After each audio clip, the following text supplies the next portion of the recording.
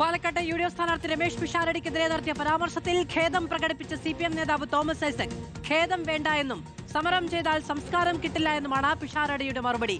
പിഷാരടി അരസംഖ്യയാണ് എന്ന വിമർശനവുമായി സിപിഎം പാലക്കാട് ജില്ലാ സെക്രട്ടറിയും രംഗത്ത് വന്നു.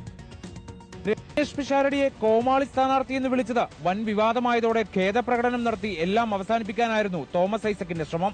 തന്റേത് രാഷ്ട്രീയ വിമർശനമായിരുന്നെന്നും പിഷാരടിക്ക് മനോവിഷമുണ്ടാക്കിയെങ്കിൽ ഖേദം പ്രകടിപ്പിക്കുന്നെന്നുമായിരുന്നു ഐസക്കിന്റെ പ്രതികരണം. കോമാളി എന്നൊരു പ്രയോഗം ഞാൻ നടത്തി. അത് പാലക്കാട്ടെ UDF സ്ഥാനാർത്ഥിക്ക് മനോവിഷമം ഉണ്ടാക്കിയതിൽ എനിക്ക് ഖേദമുണ്ട്. എന്നാൽ താൻ ബഹുമാനിക്കുന്ന സീനിയർ നേതാവായ ഐസക് മാപ്പ് ചോദിക്കേണ്ടെന്ന് പറഞ്ഞ് എല്ലാം അവസാനിപ്പിക്കാൻ പിഷാരടിയുടെയും ശ്രമം. എനിക്ക് സംസ്കാരം കൂടി ഉണ്ട്, അതുകൊണ്ട് ഈ സംസ്കാരം സമരം ചെയ്താൽ കിട്ടുന്നൊരു കാര്യമല്ല. ഒരു വശത്ത് വിവാദം തണുക്കവേ പിഷാരടിയെ കടന്നാക്രമിച്ചുകൊണ്ട് CPM പാലക്കാട് ജില്ലാ സെക്രട്ടറിയുടെ വരവ്. വിളിച്ചത് അരസംഖി എന്ന്.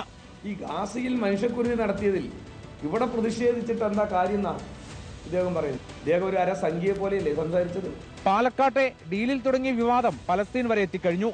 പിഷാരടിക്കെതിരായ ആക്രമണം CPM തുടരുന്നത് വരും ദിവസങ്ങളിൽ കൂടുതൽ വിവാദങ്ങളിലേക്ക് വഴിതെളിക്കും. റിപ്പോർട്ടർ, തിരുവനന്തപുരം.